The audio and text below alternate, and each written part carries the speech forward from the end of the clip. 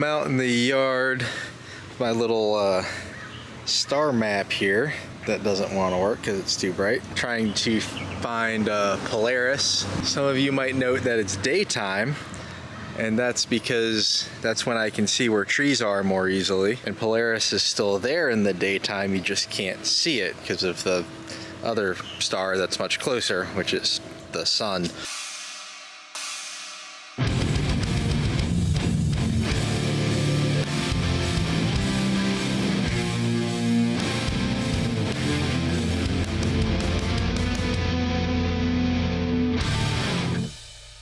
I'm trying to determine if it's feasible for me to even do a polar alignment back here. That tree is remarkably in the way. What if I go over here? Yeah, that's even worse. All right, let's try the other yard. Fucking serious? All the neighborhoods in Los Angeles to have trees. All right. Might be able to do this from like way the hell back here, or if I get on the roof of the house, which has an appeal certainly. Yeah, if I get back here, that should be pretty doable. And that still gives me a pretty big hunk of sky to work with. Don't have a target picked out yet, but that's step 2, TBD. Okay. So, I have to be loud because it is 4:30 in the morning. I had to get up and pee, but I figured I may as well see what my chances of a decent polar alignment are. And it is going to be a bitch. That's my neighbor's garage light, which actually looks pretty cinematic. That's kind of nice. Back up a little bit. I do like that kind of thing. Anywho, just over, I'm sure you can't see it. Pretty sure it's Polaris. The problem is my little star tracker app is badly misaligned and I can't see the rest of Ursa Minor because even by LA standards it is a bad night for doing this because we have this like mad waning gibbous going on. So I can't see shit. I mean, you can look at the sky. That's crazy. But I think if I go to the far end of the yard, I can get a polar alignment over the trees. And then I just need to figure out what to try to aim for. And then wait like 2 weeks for the moon to go away. Because that ain't working. So, this is what we're dealing with. An Ioptron Skytracker Pro.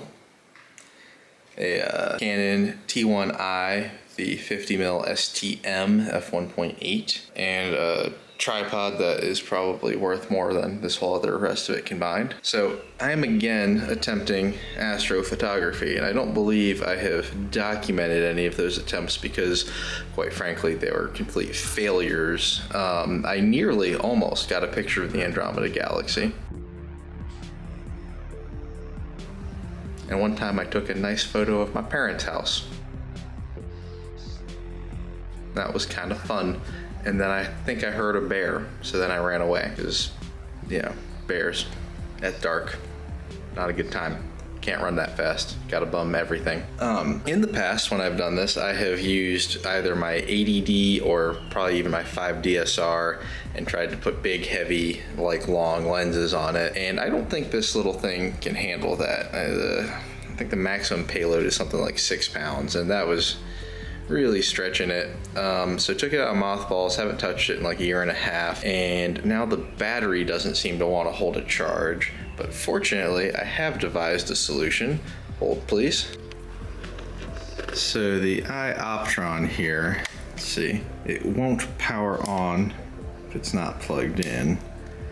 However, I've devised a clever solution consisting of my wife's portable cell phone charger and this cable I found somewhere. Plug that in the end. It seems to work.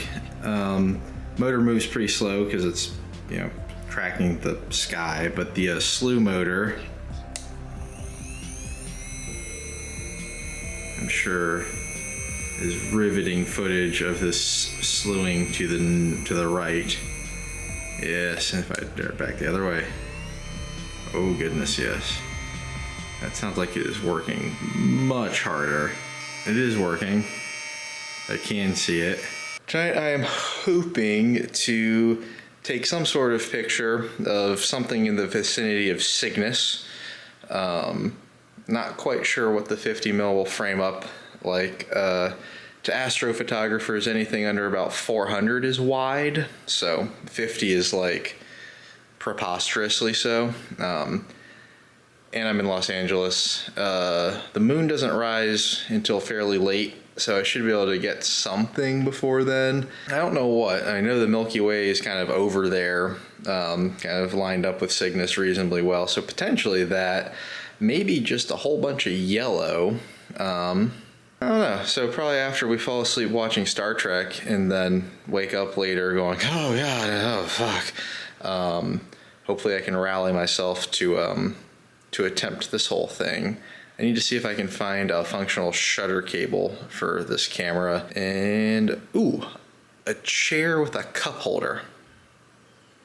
Definitely need a chair with a cup holder. Oh no. Good night. Good night.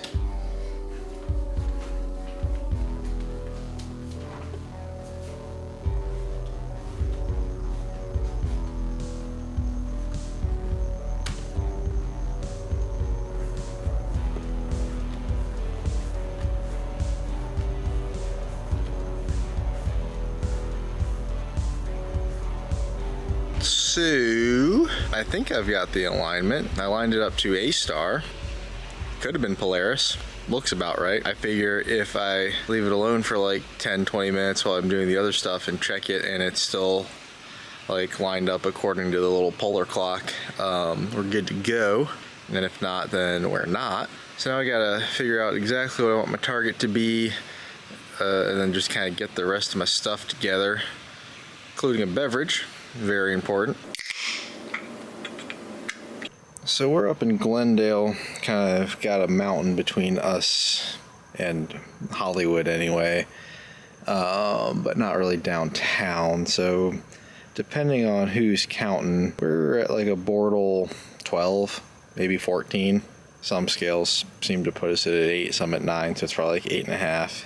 So the sky's not great, but honestly for LA, it's pretty good, which, you know, there's a big fat caveat in there. But I can see stars. When I used to live in Burbank, it was like you could maybe see Orion's belt if you looked real hard. This is an improvement. So this little rig here, got 30-second subs. Nothing's automatic. I've got mirror lockout, so I just have to hit the button twice every 30 seconds. I already took a whole bunch of darks. Yeah, so just kind of chilling out, drinking a beer.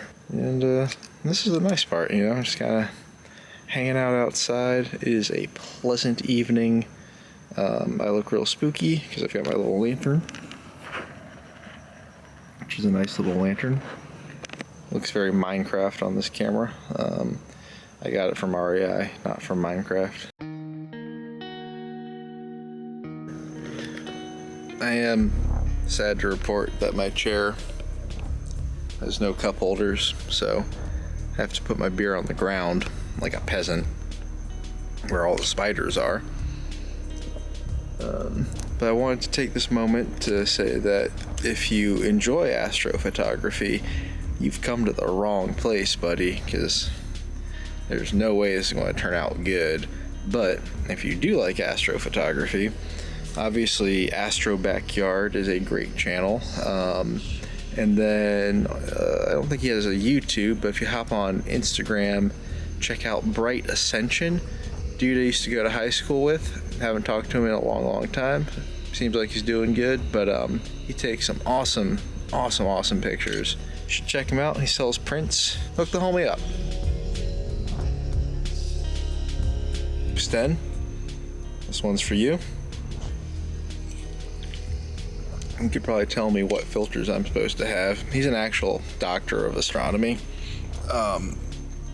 So this is some amateur hour shit for that guy. I know it, don't worry. That's about 11:45. I don't want to be lame, I know people are still doing fun stuff because I hear fireworks and sirens, but I think it's about time for me to pack this up because I'm a sleepy boy. All right, one more frame, then it's bedtime.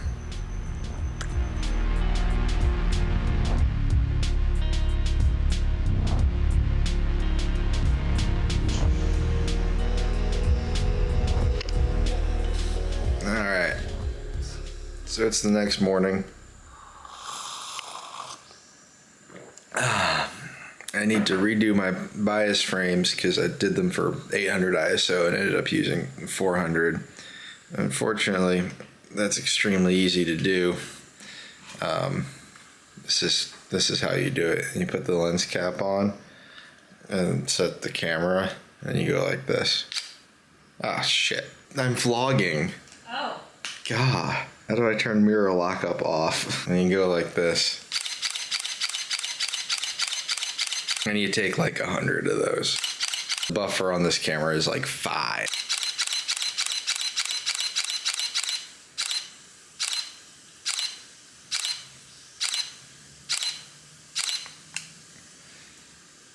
I need more coffee. So I had tried to shoot a whole thing with the editing process and screen capture, and none of that worked. And it would have been really boring anyway because it was mostly me staring at Photoshop going, and then like trying to find a tutorial. So we're skipping that for now. There are real tutorials anyway, so there just didn't seem any point to put that in. So we're just going to skip to the image in a second, but I wanted to let you know that this is part 1 of at least 2. I have been consulting and doing tests which are borderline scientific, depending on how generous you are with the word science. It's maybe sort of a recurring thing because it's pretty cool. I like the fact that it's very repeatable. You can just go outside for a couple hours a night and like work on stuff instead of like, watching TV or whatever. So enjoy this picture of the Tale of Cygnus. This is the worst one yet, but it's also the first one yet. So don't expect anything astounding.